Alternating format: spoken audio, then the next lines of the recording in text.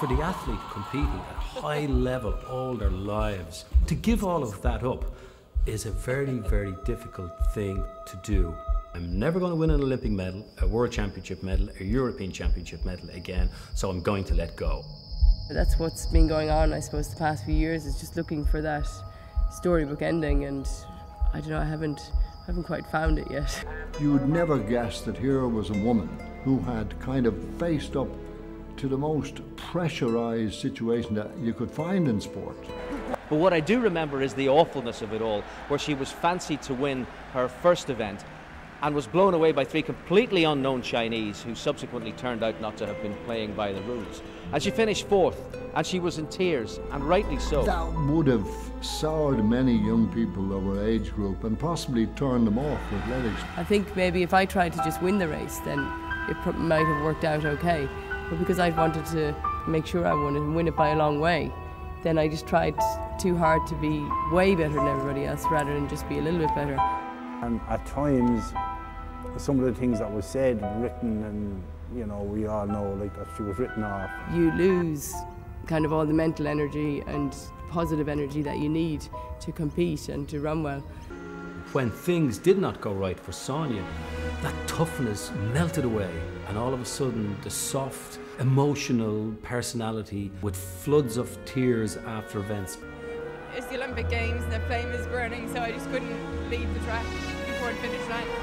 It's obviously a very emotional time for Sonia, and I accept it's the heart, I think, of a nation goes out to you.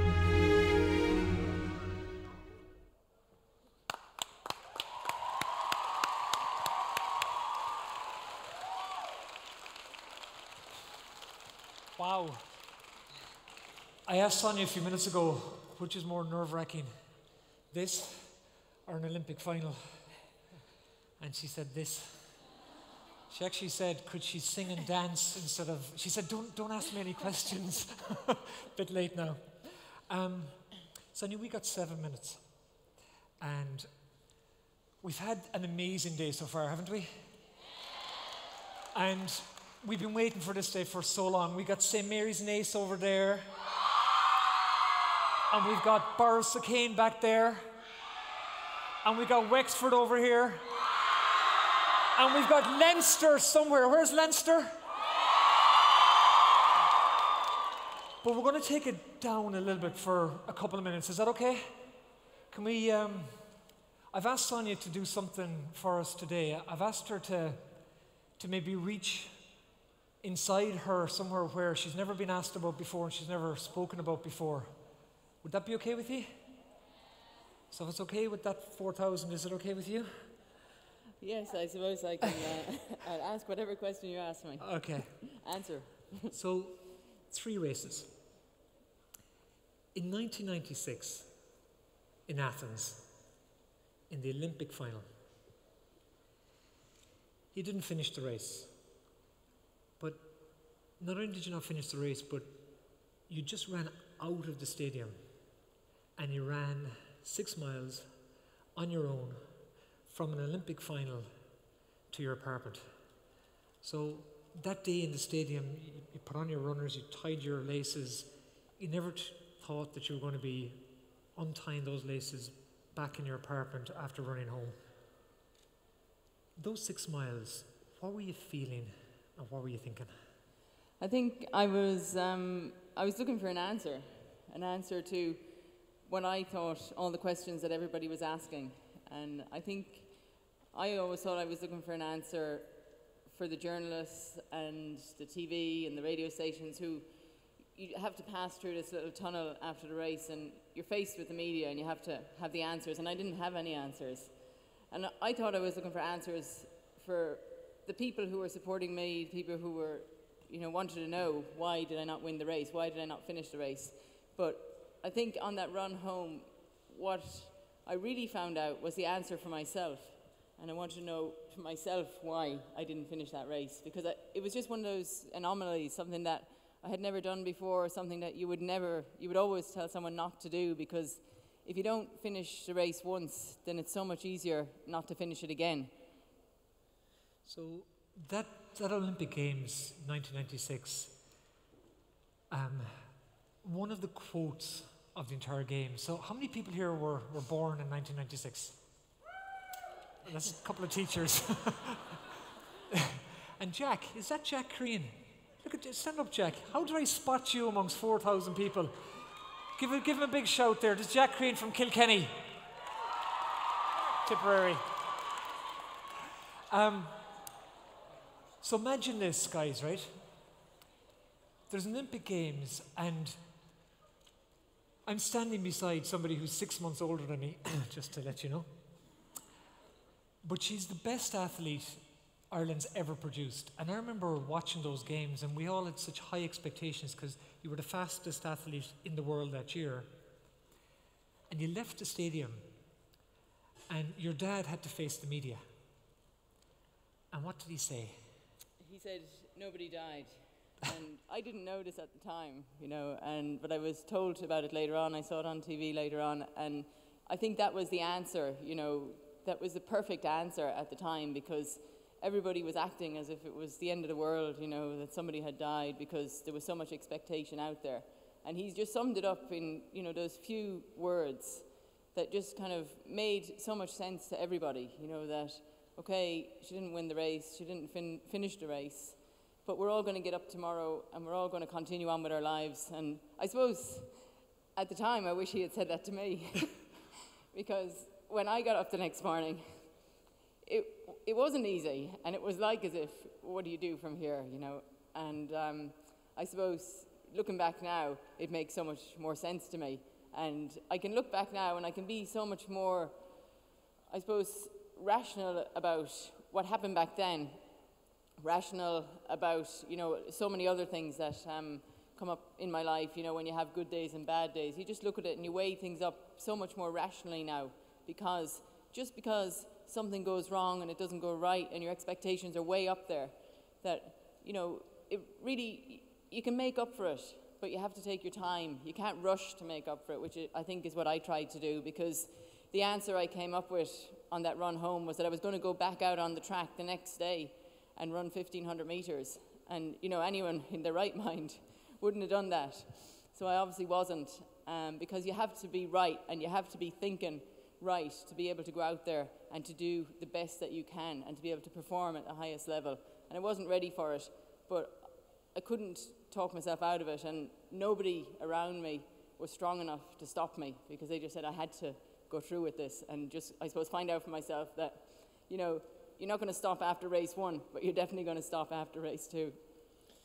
So just to fast forward 4 years, it's Sydney, it's the Olympic final, and you get a silver medal.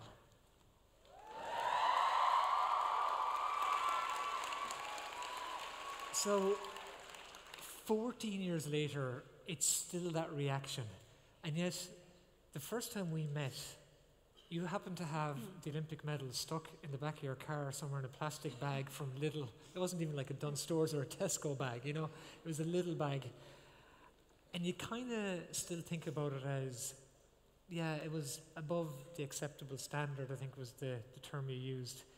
This drive for, you know, being first, where are you in your head with that now? I'm quite happy now, you know. I think, you know, at the time when I crossed the finish line, finishing second, there was definitely a question that I asked myself, and that was, are you happy or not? And, you know, I suppose for everyone around me, for my coaches, my family, my friends, the supporters, yes, I was happy. But maybe deep down inside me, I thought, oh, why could I not have got one more step ahead of that girl from Romania? And, what's her name? You know, Gabriela Zaba. Sorry. I'll never forget her name. I watched a video of it the other day. I was at a chat down in Google down the road, and I don't know, I thought they did something to the video because it looked like I got a little bit closer. So I thought maybe we keep watching this and keep changing it. One day I'll just pass her by. But no, I can look back now and I think, you know, to have an Olympic medal is the greatest thing, you know, that I did. It took me 12 years to achieve that. 12 years of ups and downs, persistence, patience, and hard work. But it was all worthwhile, and, you know, it just makes me appreciate, I suppose, everything else so much more, because when you get knocked down and you get the worst possible result, then to get something that is nearly the best possible result, like pretty good, I suppose. It's as close as you can get. Absolutely, absolutely.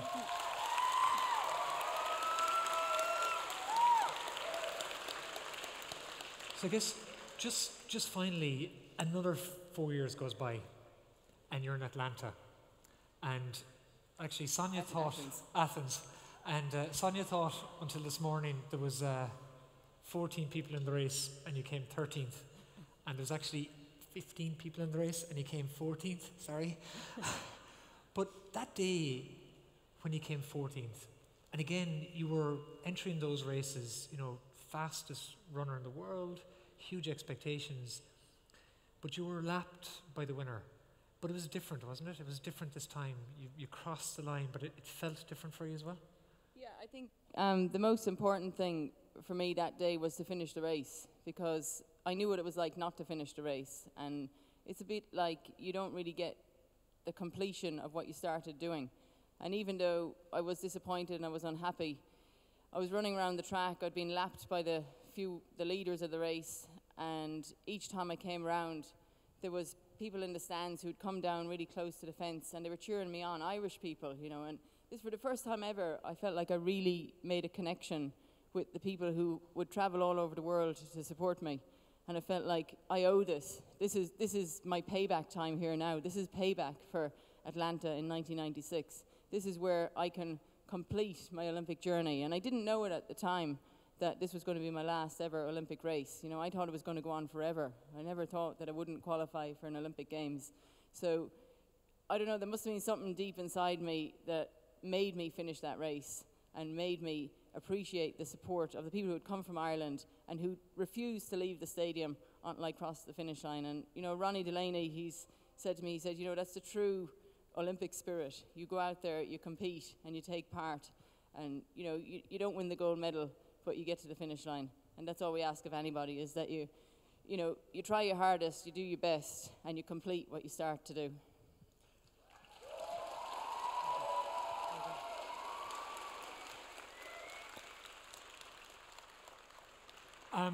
I get the gift of getting to meet like amazing people, and even this morning, right? Brizzy was phenomenal. Seamus Hennessy was golden. Conor Cusack, Keegan Ford, all of the amazing people that have performed and spoken here today. And I get the gift of getting to meet all those people. You, Sonia Sullivan, are one of the most humble people I've ever met. You know, for all of the accolades that are thrown at you, you are the epitome of somebody who's got their ego in check and somebody who's got that humility. Can I ask you one final question? Because you're 6 months older than me, it's probably harder for you to do this. So but if you were to, I know more than you then. Yes, 6 months more. But if you were to go back to when you were 16, 17, 18, what would the advice be that you would give yourself? The one piece of advice that you'd sit down with Sonia Sullivan, aged that age and say, I want you to listen to me, I want you to pay attention, because here's something I'm going to tell you. I think be patient and to really take your time making decisions and to ask advice of people. You know, don't just make rash decisions because you think it's the right thing to do. I think it's really important to ask other people to help you to make the right decisions. You know, it's okay to make mistakes every now and then as long as you learn from your mistakes. But if you can make fewer mistakes because somebody has questioned you about what you think is the right thing, because we all think we're right, but we need the opinions of others to really, I suppose, direct us in the right way and to make us feel confident and believe in the decisions that we make. Super. Ladies and gentlemen, well done. Would you like to see 60 seconds of video of Sonia kicking ass? Okay, Willie, let's show this video, and thank you so much, Sonia Sullivan. Thanks, guys. I was just thinking about getting a medal no matter what. I said, I've got to at least get one medal.